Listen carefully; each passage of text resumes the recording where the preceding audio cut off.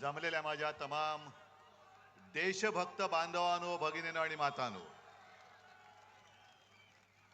मी मुद्दामून देशभक्त बोललो, कारण ही लढाई देशासाठी आहे.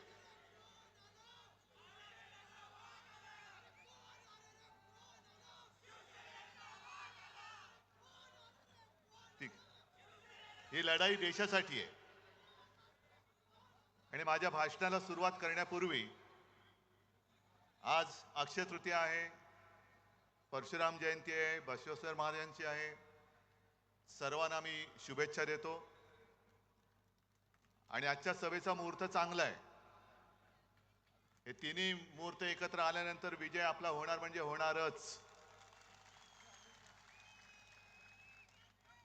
आज दुपारी खरं म्हटलं तर मी जालनाला जाणार होतो, पण तुम्हाला सर्वांना कल्पना आहे कार्पेट वगैरे सगळं भिजलंय. तुम्ही पण बसल्यात तिकडे चिखल आहे. निघणार तेवढ्यात पाऊसच सुरू झाला आणि हेलिकॉप्टरवाला पायलट म्हणाले, साहेब अशा या वातावरणात उडणं कठीण आहे, अशक्य आहे. म्हणून मी पहिल्या प्रथम जालनाकरांची माफी मागतो, कारण मी कधी एखादा शब्द दिला का मी मागे फिरत नाही. आणि आजची ही आपली सभा जी आहे ती आपल्या खैरे साहेबांना विजयी करण्यासाठी जशी आहे, तशीच जालनाच्या कल्याणरावांना सुद्धा विजयी करण्यासाठी आहे. आणि जालनामध्ये जाऊन मी बोलणार होतो, ते थोडंसं इथे बोलून आपल्या दोन्ही जागांचा आणि जेवढ्या काही जागा आता राहिल्यात त्या महाविकास आघाडीच्या त्या विजयी करण्यासाठी मी तुम्हाला आवाहन करतोय. मी जालन्यात जाऊन बोलणार होतो की 5 टर्म म्हणजे किती वर्ष झाली, 25 आयुष्यातली 25 वर्ष एका व्यक्तीला तुम्ही निवडून देतात. आणि वृत्तपत्रात मी बातमी वाचली की जालनामध्ये काही मतदान कार्ड ही कचऱ्याच्या पेटीत सापडली. मला असं वाटलं की बहुतेक मतदारांनी विचार केला असेल की मतदान करायचं कशाला, 5 टर्म आपण निवडून दिलंय, आता जालनामध्ये काही प्रश्नच शिल्लक राहिलेले नाहीत. म्हणजे सकाळी नळ उघडला काही सकाळी 7 ते 10 दूध येतं, 10 ते 12 पाणी. आता इथला विचार करायला पाहिजे की इकडे आपल्या समोर जो गद्दार उभा आहे त्याचा नळ उघडला तर काय येईल. मग तुम्हाला दारूवाला पाहिजे की पाणीवाला पाहिजे. आणि जालना सगळं सुधारलं असणार, काही प्रश्न शिल्लक राहिले नसणार. पण एकूण जर विचार केला तर ही 25 वर्ष गेली फुकट, मोदींची 10 वर्ष गेली फुकट. आता जालनाकरांनी रावसाहेबांना विचारलं पाहिजे, आता तरी जालना झालं, खूप दिलं तुम्हाला, आता जा बाबा एकदाचे. आता आमचा कल्याणराव तिकडे पाहिजे, कारण आता आम्हाला कल्याण करायचंय जालन्याचं.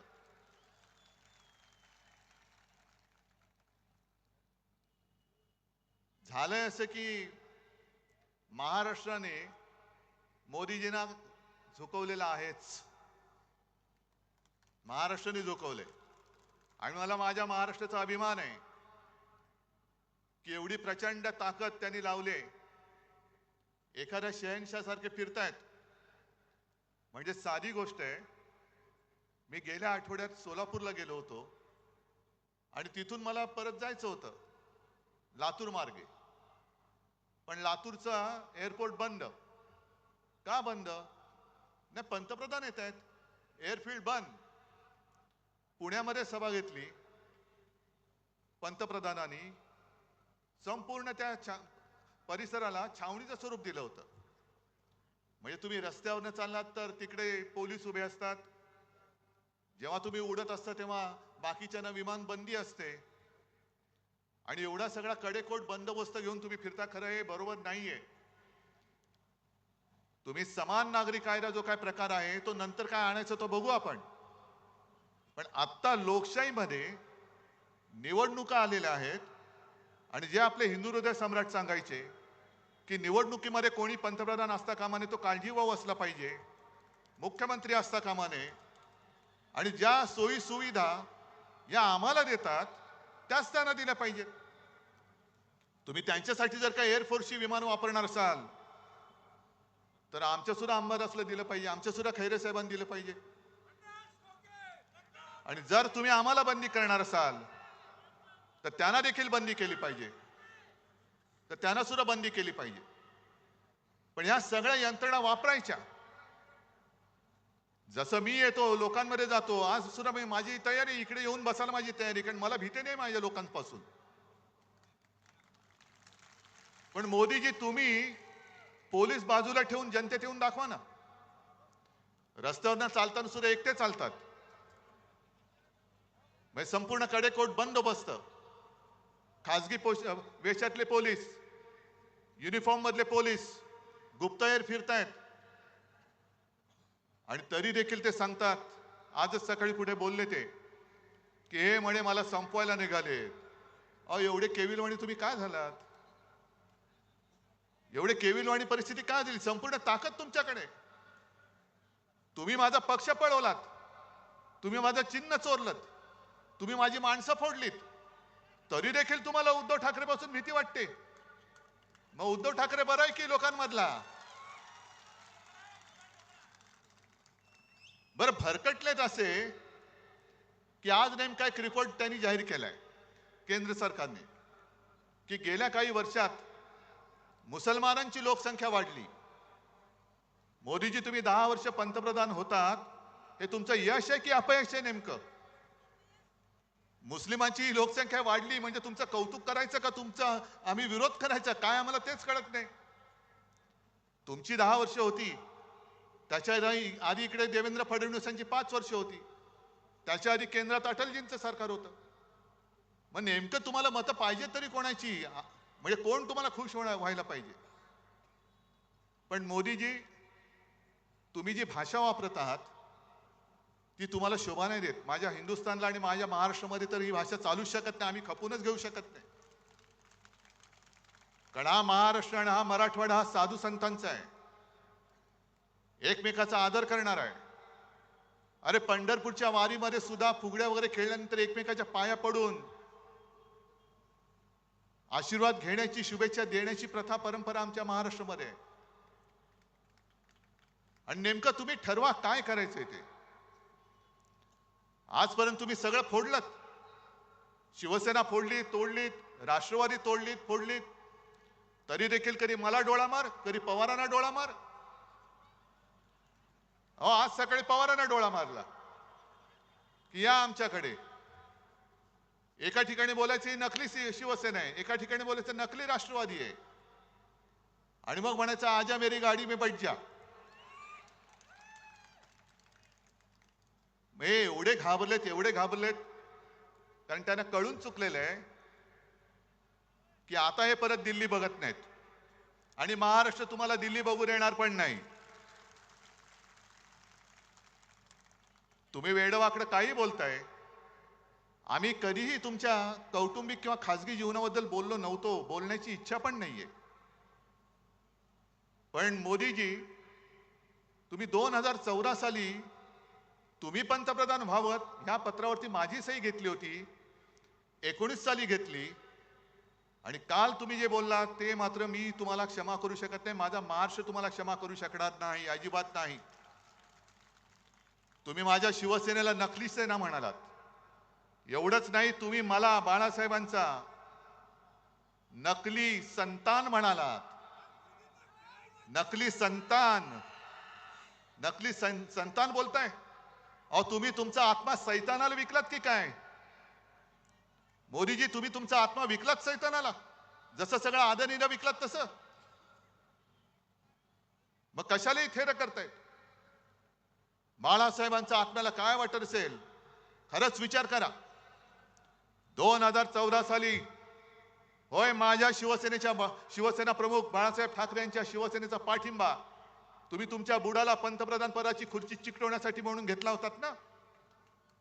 मग 2014 साली ज्या दिवशी मी माझ्या तुळजाभवानीचं दर्शन घेऊन मुंबईला गेलो, नेमका त्याच दिवशी तुम्ही एकनाथ खडसेंकडनं फोन मला का करवलात की आपली युती तोडली म्हणून.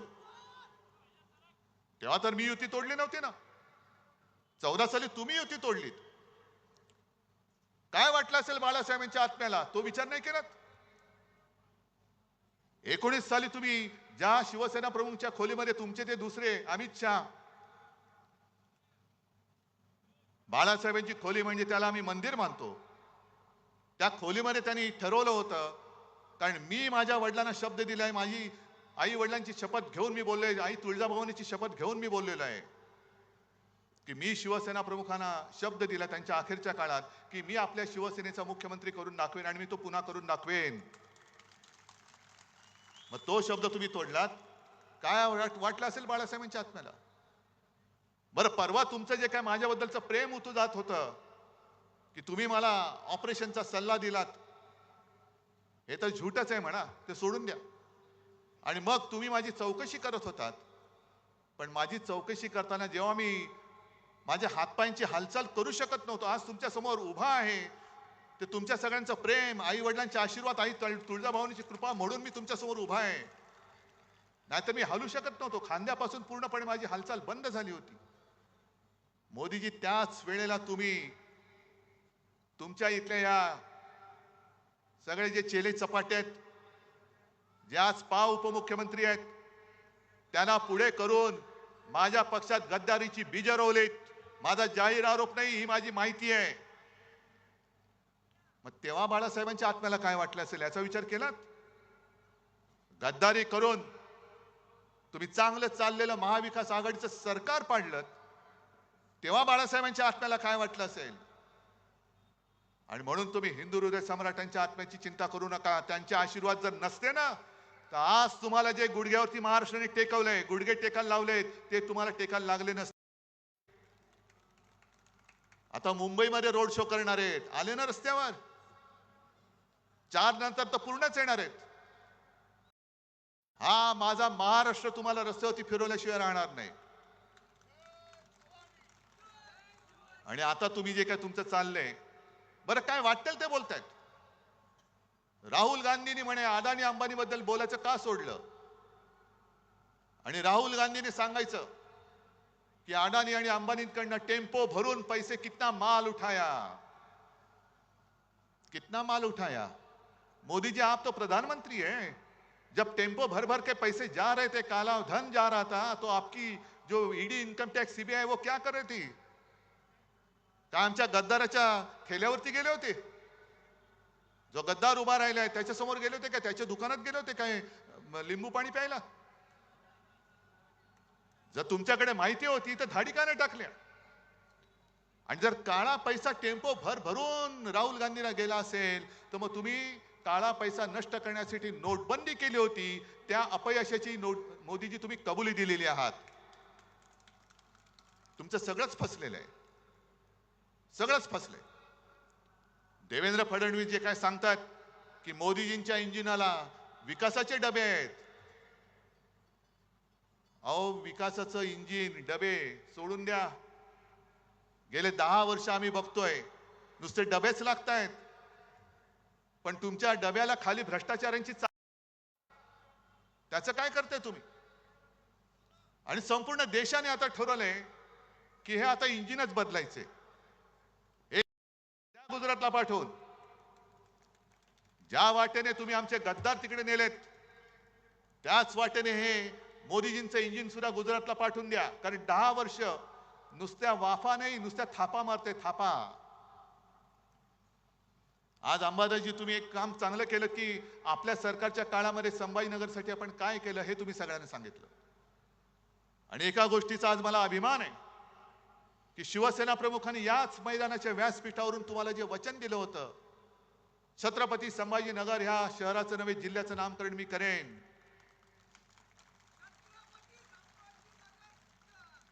मला अभिमान आहे की त्यांचा पुत्र म्हणून मुख्यमंत्री असताना ते करण्याचं भाग्य मला लाभलं.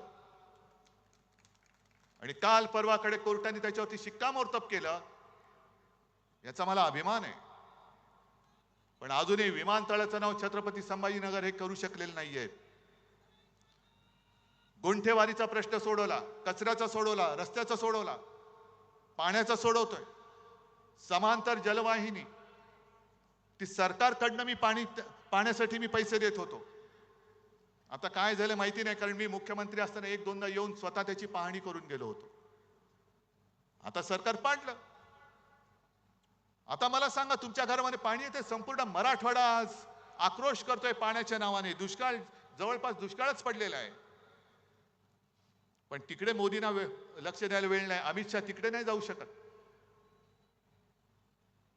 तुम्ही मला डुप्लिकेट म्हणता, नकली म्हणता, पवार साहेबांना भटकती आत्मा म्हणता, पण इकडे माझ्या शेतकऱ्यांच्या आत्मे जे तळमळत आहेत, जनतेच्या आत्मे तळमळत आहेत, पाण्यासाठी काहूर उठलंय.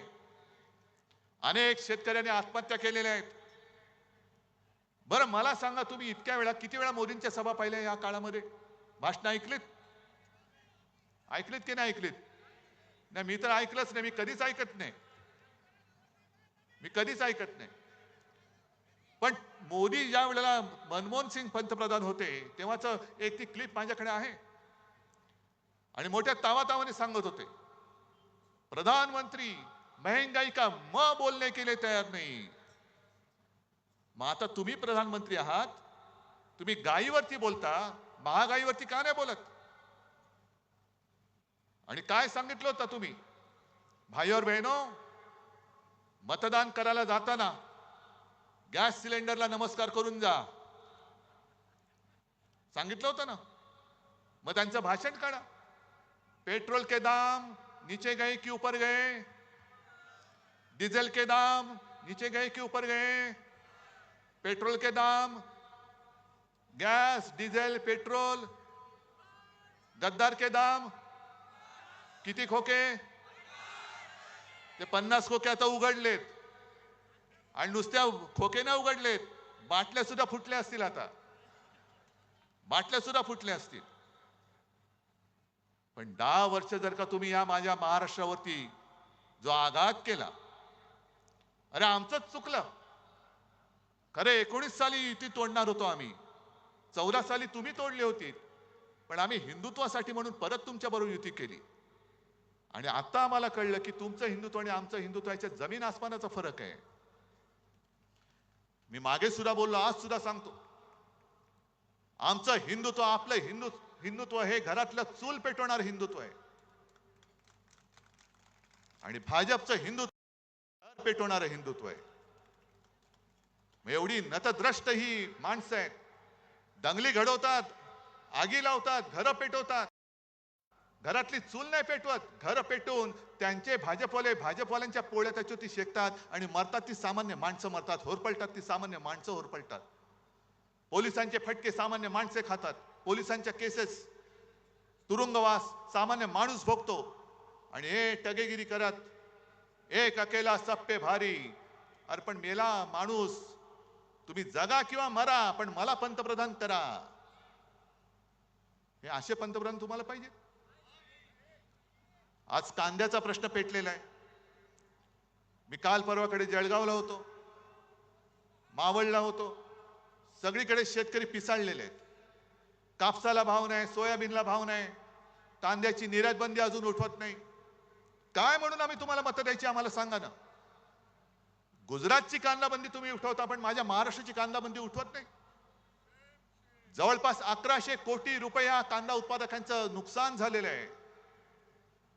400च्या वरती कंटेनर तिकडे लोड होण्यासाठी त्या डॉक मध्ये पडलेले आहेत असेच, कारण अजून ऑर्डर्स चाललेले नाहीत निर्यातीच्या. मग कांदा सडतोय,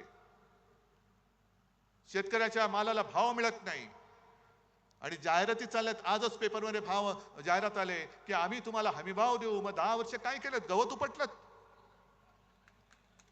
10 वर्ष आम्ही तुमच्याकडे हमीभाव मागतोय, तुम्ही हमीभाव द्यायला तयार नाहीत. संभाजीनगर मध्ये किती उद्योग आणले? आपण जे काही उद्योग आणत होतो, करोनाचा काळ होता, तरी सुद्धा कित्येक कोटींचे नुसते सामंजस्य करार नव्हते केले, प्रत्यक्षात करार करून आपल्या महाराष्ट्रामध्ये आपण उद्योगधंदे आणत होतो. पण या उद्योगधंदे पळून नेले, गुजरातला नेले. सगळं गुजरात गुजरात गुजरात. माझं गुजरात बद्दल काही द्वेष आकस असा आहे अशातला भाग नाही. पण तुम्ही माझ्या महाराष्ट्राचं ओरबाडून गुजरातला नेता आहात. अरे काहीतरी या गद्दारांना लाज लज्जा शरम वाटली पाहिजे. हे बाळासाहेबांचे विचार. काय तुमच्यामध्ये हिंमत कशाला आहे? धनुष्यबाण पेलण्याची हिंमत आहे तुमच्यामध्ये? माझा धनुष्यबाण तुम्ही कलंकित करून टाकलात. मोदीजी, तुम्ही या कटाचे सूत्रधार आहात. कारण एक 2 दिवसापूर्वी हे जे मिंदे आहेत त्यांनी ठाण्यामध्ये एका कार्यकर्त्यांच्या मेळाव्यात भाषण केलं आणि काय सांगितलं, आणि म्हणून असं कणून बोलत असतात ते. अरे काहीतरी पोट साफ करण्याचं औषध घे, कणतोस कशाला? आणि कणून त्यांनी सांगितलं की मी मोदीजी आणि शहाजींना सांगितलं मी करेक्ट कार्यक्रम केलेला आहे, आता पुढचं काम तुम्ही करा. आणि त्यांनी असली शिवसेना आणि धनुष्यबाण आपल्याला दिलं, म्हणून मी मोदीजी आणि शहाजी तुमचे आभार मानतो. अरे नेभळटा, वडिलांचं नाव माझ्या लावावं लागतं तुला, तुझ्या वडिलांचं नाव तू लावू शकत नाहीस. नेभळट माणूस कुठला?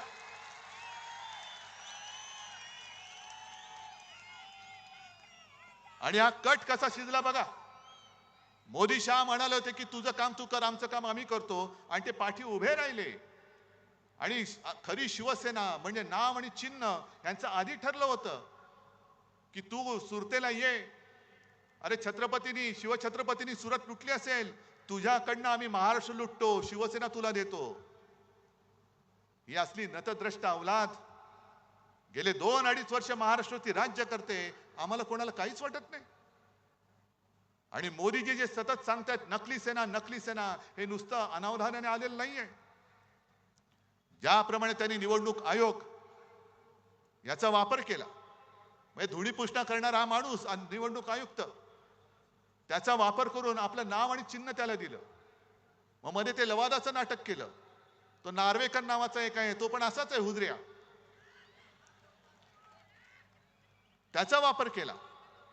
आणि कोर्टाने चपराक मारले की ते कोश्यारी नावाचे एक जे काळी टोपी होती आपल्याकडे, त्यांनी कसं चूक केलं हे कोर्टाने सांगितले.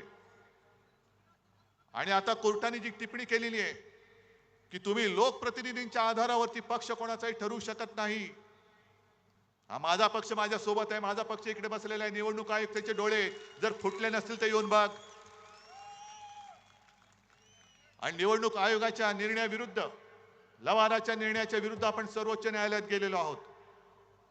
आणि मोदीजी, तुम्ही जी काही टिप्पणी करताय, मी आज जाहीर आरोप करतोय की तुम्ही सर्वोच्च न्यायालयावरती दबाव आणत आहात. आणि सर्वोच्च न्यायालयाने याची दखल घ्यायला पाहिजे. कायद्यासमोर सगळे सारखे असतात, कोणी पंतप्रधान नसतो, कोणी साधा माणूस नाही.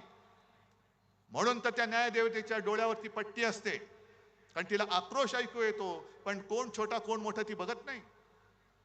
मग निवडणूक आयोगाने जो निर्णय दिलाय जो चुकीचा आहे, लवादाने दिलाय तो चुकीचा आहे, पण सर्वोच्च न्यायालयाने निर्णय काय द्यायला पाहिजे, मोदींची इच्छा काय आहे हे मोदी सांगतायत, नकली सेना म्हणून. हे 4 जून पर्यंत मोदीजी तुमचं नाटक चालेल. पण नोटबंदी जशी तुम्ही केली होती, अचानक 8 वाजता आलात आणि सांगितलं की भाई और बहनो, तुमच्याकडे जे काही नोटा आहेत ना, नोटा, त्या आज रात्री 12 वाजल्यापासून त्याचे फक्त कागदाचे तुकडे राहतील, त्यांचं महत्व आम्ही काढून टाकलेले, नोटबंदी जाहीर झालेलं आहे. तसंच मी आज सांगतोय, हा महाराष्ट्र आता नाणेबंदी करतोय. महाराष्ट्रातली जनता नाणेबंदी करते. कोणतं नाणं? मोदींचं नाणं. मोदीजी, 4 जून नंतर तुम्ही पंतप्रधान नसाल, तुम्ही फक्त नरेंद्र मोदी असाल, 4 जून नंतर महाराष्ट्राची नाणेबंदी सुरू होईल.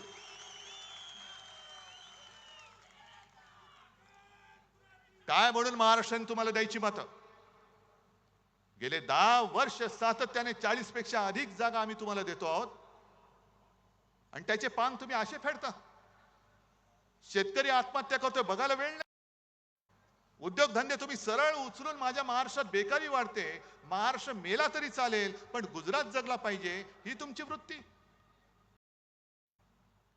आम्ही आरक्षण देऊ, मग आजपर्यंत का नाही दिलं? आरक्षण हटवणार नाही, आजपर्यंत का नाही केलं? जालनाचाच जर का विषय काढला तर ते जरांगे पाटील उपोषणाला बसले होते. काय गुन्हा केला होता हो त्यांनी? का दरोडा टाकून बसला होता माणूस? तिकडे तुम्ही म्हणजे त्यांनी गोळीबार केला, ते जरांगे पाटलांनी ती गोळी काडतूस पण दाखवलं, ती टर्फल त्याचं. अशा महिला बघितल्या नाही तुम्ही, वयस्कर माणसं नाही पाहिली, टाळकी फोडून काढलीत. मी स्वतः गेलो होतो संध्याकाळी, पोलीस भयभीत झालेले. पोलीस म्हणाले, म्हणजे मी इथून निघालो, सुसाट आमचा ताफा निघाला. आधी मुंबईमध्ये मला निरोप येत होते, बघा बरं काळोख होतोय, सुनसान रस्ता आहे, वातावरण तंग आहे. म्हटलं बघू ना काय तंग आहे, मी जातो ना माझ्या लोकांमध्ये, काय करायचं ते करतील माझं. आणि मी गेलो. मग निघाल्यानंतर एका एका पॉइंटला सगळे पोलिसांची वाहनं एका बाजूला थांबली. मी गाडी थांबवली, म्हटलं काय झालं? ते इन्चार्ज होते, धावत आले, साहेब ह्याच्या पुढे ना पोलिसांच्या बंदी आहे. म्हटलं थांबा इकडे, मी जातो. मी गेलो तिकडे, आणि तिकडे गेल्यानंतर खरंच सांगतो, मी अजूनही तो क्षण विसरू. एक तर गेल्याबरोबर लाट्या काट्या खाल्लेले सगळे माझे बांधव होते. त्यांनी मी गेल्यावरती जो जयघोष केला, की त्यांना वाटलं की कोणतरी आधार देणारा आला. त्याच्यानंतर मी एका घरी गेलो, आणि त्या माऊलीने माझी ओवाळणी केली. मला वाटतं रक्षाबंधन असेल का काय, तोच सुमार असेल. आणि मला सांगितलं, डोळ्यात पाणी होतं, की दादा मी सुद्धा वाचले, माझ्या सुद्धा हाताला मार लागलाय. म्हटलं मग ताई काय औषध उपचार? ते माझं जाऊ द्या, पण माझ्या सुनेला आणि मुलाला एवढं मारलंय की ते हॉस्पिटलमध्ये आहेत. मग अंबादास पण सोबत होते. आम्ही निघाल्यानंतर त्या ताईला भेटायला गेलो, तिच्या सुनेला. तिथं समोर तिचं डोकं फुटलेलं, कोणाच्या इकडे छरे घुसलेत, कोणाला लाठ्या मारल्यात. का हा तुम्ही अत्याचार माझ्या या बांधवांवरती का केला, त्याचं उत्तर अजून कोणी दिलेलं नाहीये. कोणाच्या ऑर्डरनी केला? कोणाच्या ऑर्डरनी दिला? कारण मी मुख्यमंत्री होतो, मला चांगलं माहिती आहे प्रशासन कसं चालतं. एखादा एवढा लाठीमार किंवा हवेत गोळीबार करायचा असेल तरी त्याला वरिष्ठांची परवानगी लागते. आणि तिथल्या लोकांनी मला जे सांगितलं, की एक वर्ण कोणाचा तरी फोन आला, आणि त्याच्यानंतर अचानक जणू काही सैतान अंगात यावा तसा पोलिसांनी लाठीमार सुरू केला. या जखमा अजूनही कोणी विसरलेलं नाही, ह्या वेदना अजूनही कोणी विसरलेल्या नाही आहेत. तुम्ही एकतर फसवणूक करतात, आणि मग आरक्षणाच्या गोष्टी करता. आज केजरीवालना जामीन झालेला आहे, पण तुम्हाला सगळ्यांना माहिती आहे, केजरीवाल जे आहेत त्यांच्या सरकारचे अधिकार हे मोदी सरकारने काढून घेतले. ही हुकुमशाही नाही. बरं, सर्वोच्च न्यायालयाने केजरीवालचे अधिकार त्यांच्या सरकारचे परत दिले. मोदी सरकारने काय केलं? ताबडतोबीने, वेळ घालवला नाही, ताबडतोबीने तो मुद्दा लोकसभेत आणला, आणि पाशवी बहुमताच्या जोरावरती सर्वोच्च न्यायालयाचा निकाल परतवून लावून तो बदलला, आणि सगळे अधिकार मोदी सरकारच्या ताब्यात घेतले. मग हा निर्णय तुम्ही जसा बदललात तसा आरक्षणाचा का नाही बदलत? का नाही बदलत तुम्ही? मग वाढवा ना, टक्केवारी वाढवा. पण तुमच्या सोयीचं तेवढं निवडायचं आणि लोकांच्या कोपऱ्याला गुळ लावायचा. आम्ही तुम्हाला शेतकऱ्यांना हमी भाव देतो. आहेत इथे शेतकरी आहेत? आलेत का? हे पट्टे का रे तुम्हाला? कामगार आले तिकडे? किती लोकांना काम मिळाले, किती लोक बेकार आहेत?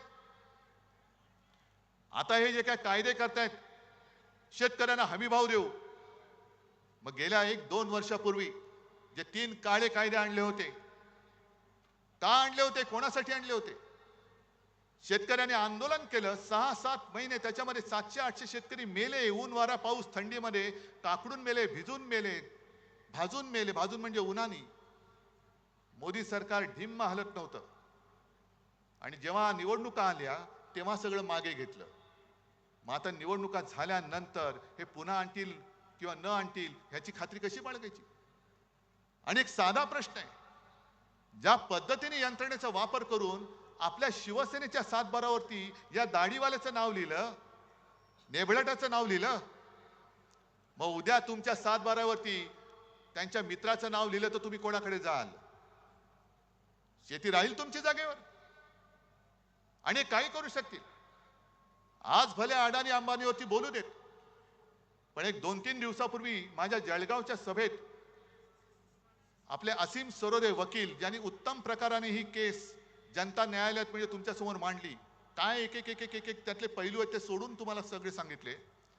त्या असीम सरोदेने एक माहिती दिली की हे जे सांगतायत अमित शहा, आम्ही 370 कलम रद्द केलं, 370 कलम रद्द केलं. उद्धव ठाकरे सांगा 370 बद्दल तुमचं काय मत आहे?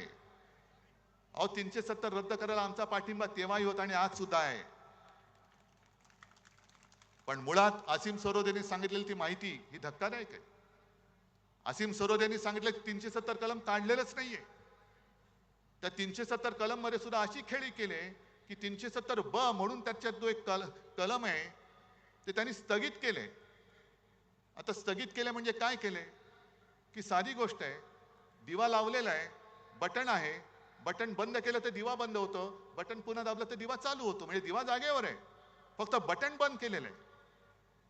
आणि 370 ब त्यांनी स्थगित केल्यामुळे काय झालं की काश्मीरच्या बाहेरची लोक हे काश्मीरमध्ये आता जागा घेऊ शकतात. चांगली गोष्ट आहे. काश्मीरी पंडितांचं रक्षण त्यावेळेला एकट्या शिवसेना प्रमुखांनी महाराष्ट्रात केलं होतं, तेव्हा मोदी शहा तुमचं नाव पण नव्हतं. ते तर घरी परत जाऊ शकत नाहीयेत, पण निदान काश्मीरमधले बाहेरची लोक जाऊन जमीन घेऊ शकतात. आणि त्याचा परिणाम असा झाला की काश्मीरमध्ये सगळ्यात जास्त जमीन कोणी घेतली तुम्हाला माहितीये? कोणी? अदानी.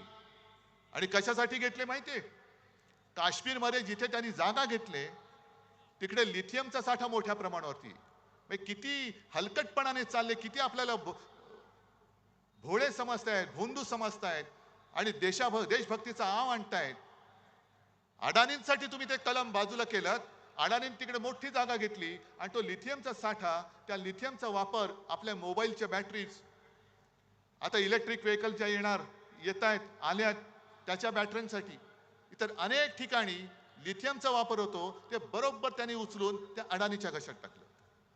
आता अडाणींकडे गेलं म्हणजे पैसा कुठे गेला?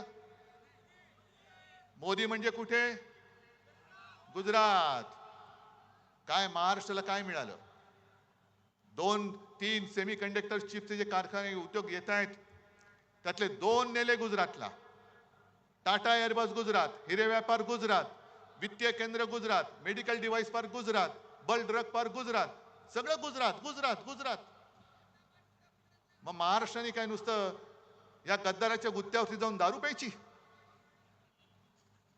गुजरातमध्ये गुजरातच्या बंदरावरती हे बंदर सुद्धा अडाणीच. मध्ये मध्ये बातम्या येतात करोडो रुपयांचा ड्रग्सचा साठा सापडला, नशिले पदार्थ. हे कुठेच जातात ड्रग? कुठे कोणाच्या अंमलाखाली तुम्ही जातायत? एका बाजूला ड्रग्ज येत आहेत, एका बाजूला सरळ गुत्तेदार निवडणूक लढतायत आणि आपलं मोदी बाबा म्हणून शिक्के मारत बसायचं. ही लढाई ही उद्धव ठाकरेची नाही, ही उद्धव ठाकरे तुमची लढाई लढतोय. माझं काय जातंय? मला तर परवा मोदींनी डोळा मारलेलाच आहे. मला तर मारलाय डोळा, पण मी नाही जाणार. माझा महाराष्ट्र माझ्या डोळ्या देखत लुटला जात असेल तर मोदीजी तुम्हाला नकली संतान म्हणताय तुम्ही, त्या शिवसेना प्रमुखांच्या पुत्राचा इंगा तुम्हाला मी दाखवतो. आणि तुम्हाला माझ्या भवानी मातेचं तेज काय असतं ते सुद्धा दाखवतो. तुम्ही जय श्रीराम म्हणता, आम्ही जय श्रीराम म्हणतो. या सांस्कृतिक क्रीडा मंडळाच्या मैदानामध्ये त्यावेळेला मला वाटतं राम मंदिरासाठी विटा जमण्यासाठी इकडे प्रमोद महाजन आणि शिवसेना प्रमुखांची सभा झाली होती ना? मग तुम्ही काय शिकवताय आम्हाला राम मंदिरामध्ये शिवसेनेचे योगदान काय? अरे प्रमोद महाजन जरी आज असते ना तर मोदीजी तुम्ही दिसला नसतात. आमचा एक अस्सल मराठी माणूस तिकडे पंतप्रधानपदी बसला असता. पण राम मंदिर म्हणून तुम्ही जे काय मिरवताय, राम मंदिर तुम्ही केलं नाहीत. उद्धव ठाकरे राम मंदिराच्या वेळेला आले नाहीत म्हणे रामाचा अपमान केला. तुम्ही काय मुहूर्त काढत बसता? तुम्ही द्याल तो मुहूर्त, नाही मानत मी. मी मुख्यमंत्री होण्याच्या आधी सुद्धा राम मंदिरात गेलो होतो आणि मुख्यमंत्री झाल्यानंतर सुद्धा गेलो होतो. पण मला नाही आठवत देवेंद्र फडणवीस मुख्यमंत्री असताना कधी गेले होते. नाही, एवढी माहिती माझ्याकडे नाहीये. पण राम मंदिराचं तुम्ही घेताय. पण ज्या दिवशी राम मंदिराचा मुहूर्त झाला त्या दिवशी आपण कुठे होतो? नाशिकच्या काळाराम मंदिरात. आणि या काळाराम मंदिराचं एक ऐतिहासिक महत्व आहे. या काळाराम मंदिरात आपले महामानव डॉक्टर बाबासाहेब आंबेडकरांनी हा राम माझा सुद्धा आहे आणि मंदिरात जाण्याचा अधिकार माझा देखील आहे म्हणून तिकडे जाऊन आंदोलन केलं होतं. याचं कारण आज जे हे बुरसटलेले गोमूत्रधारी आहेत, जे स्वतःला हिंदुत्ववादी हिंदू समजतायत, हे बुरसटलेले गोमूत्रधारी, हे हिंदुत्व आमचं नाहीये. त्यांनीच डॉक्टर बाबासाहेब आंबेडकरांचा प्रवेश रोखला होता. आणि ज्या बुरसटलेल्या गोमूत्रधारेनी तुकारामांच्या, संत तुकारामांच्या गाथा बुडवल्या होत्या, तेच बुरसटलेले गोमूत्रधारी आज महामानव डॉक्टर बाबासाहेब आंबेडकरांनी लिहिलेलं संविधान सुद्धा बदलायला मागतायत. 400 पार म्हटल्यानंतर तुम्ही जो जल्लोष केला की तडीपार, कारण 400 पार का व्हायचं यांना? समोर विरोधक नकोय.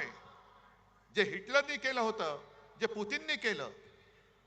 आता पुतीनच्या इकडे निवडणूक झाली, 98% मतदान पुतीनला झालं. 98%. काय बोंबळला तुम्ही? सगळे विरोधक तुरुंगात टाकून दिले. काही जण तुरुंगात मेले, काही जण रहस्यमयरित्या मृत्यू झाला. पण आम्ही निवडणूक घेतली की नाही? 98% लोकांनी मतं दिलेत आम्हाला. ही अशी निवडणूक तुम्हाला उद्या पाहिजे? आज जे काय आम्ही बोलतोय, पोट तिडकीने मी बोलतोय. का मी आलो? कारण खैरेंसारखा एक निष्ठावान माणूस आज पुन्हा एकदा ताकदीने उभा राहिलेला आहे. जाऊ शकत होते ना, खैरे जाऊ शकत होते, अंबादास जाऊ शकत होते, घोडीले जाऊ शकत होते, कितीतरी लोक इकडे बसले ते जाऊ शकत होते. काय त्यांना खोके मिळाले नसते? बरोबर आहे, गद्दारी विकत घेता येते पण निष्ठा विकत घेता येत नाही. ती रक्तात असावी लागते. आमच्या रक्तात निष्ठा आहे. आणि बाबासाहेबांनी लिहिलेलं संविधान, एक साधा दलित कुटुंबात जन्मलेला माणूस, गरीब माणूस एवढा बुद्धिमान होऊ शकतो आणि त्यांनी लिहिलेलं संविधान आम्ही पाळायचं, हे यांच्या बुरसटलेल्या मेंदूला झिंझिणे आणणार आहे. हे म्हणून यांच्या झिंझिणे आणल्यात. महाराष्ट्राचा आकाश आहे, हे संविधान बदलायचंय.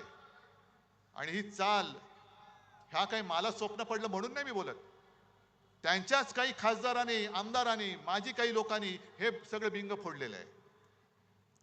आणि त्याच्यासाठी आपण लढतोय. म्हणून तर योग्य वेळेला मशाल आपल्या हातामध्ये आलेली आहे. योग्य वेळेला आलेली आहे. चोराच्या हातात धनुष्यबाण दिलंय आणि तुमच्या हातामध्ये मशाल आहे. ही मशाल ही आई जगदंबेची आहे. ते सगळे नाचतात ना गोंधळ घालताना सुद्धा, तसा हा गोंधळ मांडायचा आता.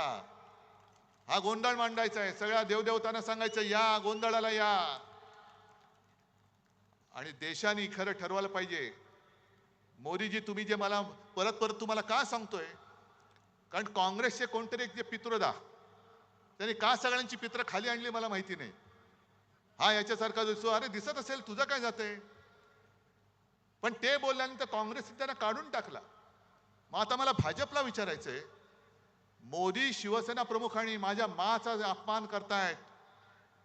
मी पितृदेव भव, मातृदेव भव, गुरुदेव भव मानणारा संस्कार झालेला माणूस आहे. माझ्यावरती माझ्या आई वडिलांचे संस्कार आहेत. मोदीजी, कदाचित तुम्ही जन्म झाल्यापासून एवढे देशसेवेत मग्न झाला असाल की तुमच्या आई वडिलांनी तुमच्यावरती संस्कार करायला वेळच मिळाला नसेल. पण तुमची जी भाषा आहे ती पंतप्रधान पदाला शोभेशी नाही. ती तुम्ही माझ्या देशाची आबरू घालवताय संपूर्ण जगामध्ये. ही भाषा शोभत नाही तुम्हाला. जरा शिकवणी लावा. पुढे जरा आता आराम घ्या, कारण हे झोपत नाही असं म्हणतात.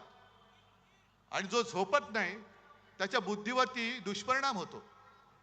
हे वैद्यकीय सत्य आहे. म्हणून भाजपला जो सुद्धा सांगतोय की तुम्ही आमच्यावरती जी टीका करता की इंडिया आघाडीकडे किती चेहरे आहेत, 5 वर्षाला 1 वर्षांनी पंतप्रधान बदलणार. अहो, आमचं आम्ही बघू.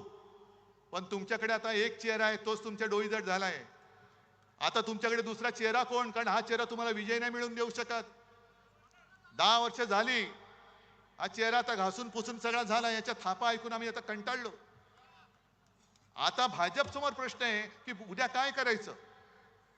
कारण 2009 ला सुद्धा मोदीजींनी 200च्या वर सभा घेतल्या होत्या देशात.